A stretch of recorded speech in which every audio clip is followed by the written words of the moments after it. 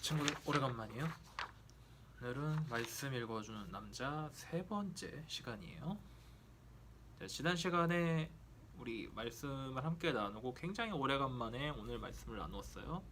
자, 오늘은 어떤 말씀을 함께 나누느냐? 예수님께서 제자들의 발을 이렇게 씻어주시는 이야기를 함께 나누려고 하는 거예요. 자, 오늘 우리가 함께 읽을 말씀은 요한복음 말씀이에요. 요한복음 13장 1절에서 7절까지를 읽어보도록 할게요. 이번에는 쉬운 성경으로, 우리 세번역 성경이죠. 세번역 성경으로 아주 쉽게 우리 친구들이 이해하기 쉽도록 제가 한번 읽어보도록 할게요. 6월절 전에 예수께서는 자기가 이 세상을 떠나서 아버지께로 가야 할 때가 된 것을 아시고 세상에 있는 자기의 사람들을 사랑하실 때 끝까지 사랑하셨다. 저녁을 먹을 때 악마가 이미 시몬 가룟의 아들 유다의 마음속에 예수를 팔아넘길 생각을 불어넣었다. 예수께서는 아버지께서 모든 것을 자기 손에 맡기신 것과 자기가 하나님께로부터 왔다가 하나님께로 돌아간다는 것을 아시고 잡수시던 자리에서 일어나서 겉옷을 벗고 수건을 가져다가 허리에 두르셨다. 그리고 대야에 물을 담아다가 제 아들의 발을 씻기시고 그 두른 수건으로 닦아주셨다. 시몬 베드로의 차례가 되었다. 이때 베드로가 예수께 말하였다. 주님, 주님께서 내 발을 씻기시렵니까? 예수께서 그에게 대답하셨다. 내가 하는 일을 지금은 네가 알지 못하나 나중에는 알게 될 것이다. 베드로가 다시 예수께 말하였다. 아닙니다.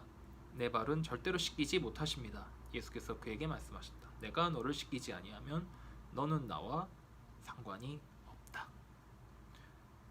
자, 이 뒤에도 또 있어요. 이 뒤에는 예수님께서 발을 씻기신 이유에 대해서 설명하는 건데 이거는 제가 이따가 한번 설명을 드리도록 할게요. 자, 예수님께서 십자가에 달려 돌아가시기 전에 예수님의 제자들에게 하셨던 게 뭐였을까요? 첫 번째가 바로 제자들과 함께 마지막으로 저녁 식사를 하시면서 빵을 딱 떼고 포도주를 나누면서 이것이 내 몸이고 이것이 내 피야 라고 설명해준 이야기는 우리가 알고 있을 거예요. 그리고 그와 함께 우리가 배웠던 이야기가 바로 제자들의 발을 씻기시는 예수님의 이야기예요.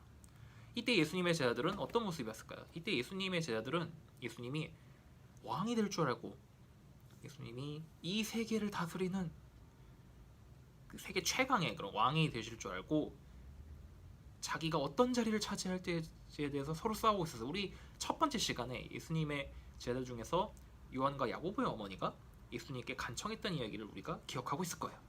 제자들은 예수님이 왕이 되시면 자기가 어느 장관의 자리에 오르거나 아니면 어떻게든 높은 자리에 올라갈 거라고 생각을 해서 제자들끼리 서로 이 자리가 내 자리야, 아니야 이 자리가 내 자리야, 저 자리는 네 자리야, 저 자리는 네 자리지, 이렇게 해가지고 서로 치고받고 싸우고 아웅다웅하고 있었어요.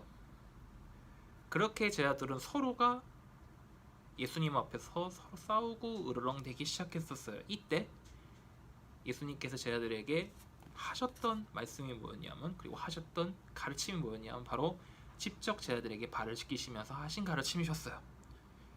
예수님께서는 직접 물을 뜨고 제자들의 발을 씻기셨어요. 이 발을 씻기는 행동이 예수님으로서는 할 수 있는 행동이었을까요? 아니겠죠? 당시에 발을 씻기는 행동은 예수님 같은 사람이 아니라 하인이나 아니면은 더 낮은 위치에 있는 사람들이 이렇게 낮은 일을 하는 거예요. 그야말로 굳은 일 중에서 굳은 일인 거죠. 왜냐하면은 이 발이 어떤 발일까요?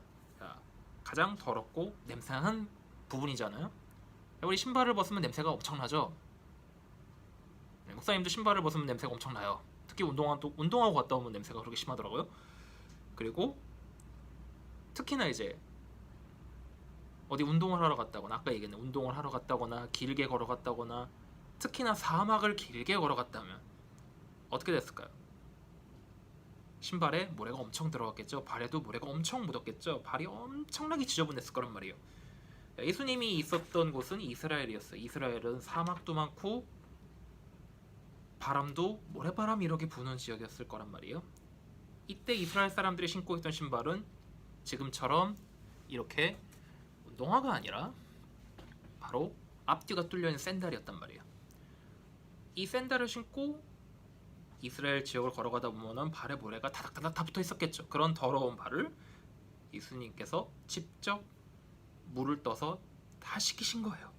제자들이 어리둥절한 거죠. 어이가 없는 거지. 왜요?